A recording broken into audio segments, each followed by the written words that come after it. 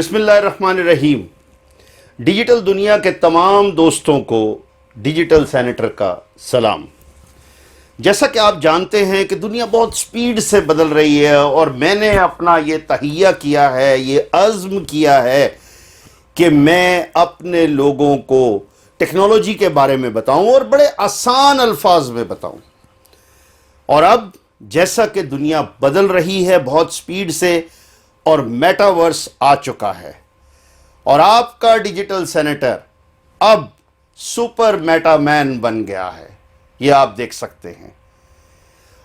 آج میں آپ کو صرف ایک بات بتانے کے لیے جا رہا ہوں. 3 منٹ میں ویب 3 اور G5 اس کے بارے میں مجھے دوستوں نے کہا کہ میاں صاحب آپ ڈیجیٹل سینیٹر ہیں اور آپ چیزوں کو سمجھتے ہیں، ٹیکنالوجی کو سمجھتے ہیں، تو مفتاح اسماعیل ہمارے جو فائنانس منسٹر ہیں ان کو آپ نے کیوں نہیں بتایا کہ ویب 3 کیا ہے؟ تو میں نے انہیں کہا جناب سیکھتا وہ ہے جس کو سیکھنے کا شوق ہو.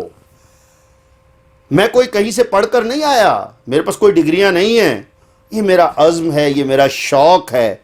I am a technology lover because I know the value of technology. اسی ویلیو کو میں اپنی زندگی میں، روزمرہ زندگی میں استعمال کرتا ہوں اور اس سے فائدہ حاصل کرتا ہوں. تو ساتھیوں، میں جو آپ کو بتانا چاہتا ہوں کہ ویب، انٹرنیٹ کی دنیا میں لیٹ 80s میں ویب عام ہوا، 90s میں تھرڈ ورلڈ میں آیا، کو 93-94 میں پاکستان میں بھی انٹرنیٹ آ گیا. تو جب شروع میں انٹرنیٹ آیا وہ صرف اور صرف ٹائپنگ بیس تھا. ہم ای میل کرتے تھے اور ہم سرچ کرتے تھے اور موسٹلی ڈیٹا اویلیبل تھا جو کہ صرف اور صرف ایک ریسرچ ورک کے لیے ٹائپنگ کی شکل میں تھا، جیسا کتابوں میں ہوتا تھا. اس کے بعد جب 2000 آیا تو اس میں ویب 2 انٹروڈیوس ہوا، جو کہ ویب 2 ای کامرس کے لیے تھا.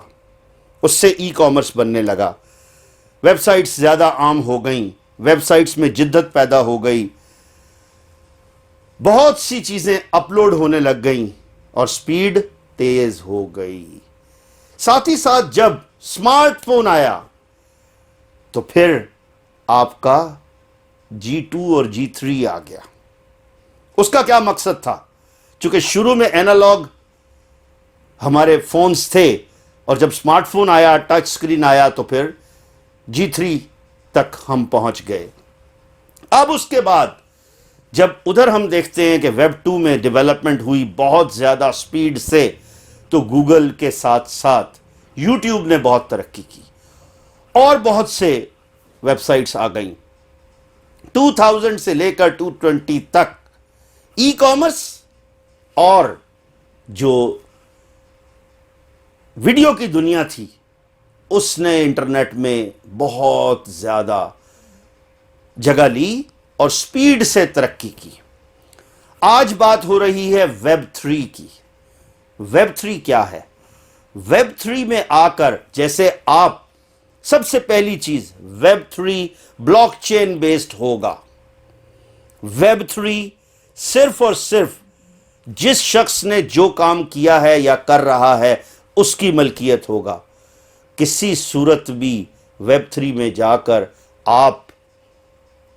آپ کی کوئی ویڈیو یوٹیوب نہیں اس کو خراب کر سکے گا، کیونکہ رائٹس اس کے آپ کے پاس ہوں گے. اور میں یہ بات آپ کو بتانا چاہ رہا ہوں کہ آج ہمیں شاید یوٹیوب کے اوپر ویڈیو دیکھنے کے پیسے دینے پڑیں، اپلوڈ کرنے کے لیکن آنے والے دور میں جو چیزیں آ رہی ہیں، جو ویب 3 اور میٹاورس کے تھرو آپ کو ملیں گی، اور G3 سے جو آپ اپنے فون پر ڈاؤن لوڈ کر سکیں گے، اپلوڈ کر سکیں گے، وہ آپ کی ملکیت ہوں گی تھرو بلاک چین سسٹم. یہ بہت بڑا فرق ہے.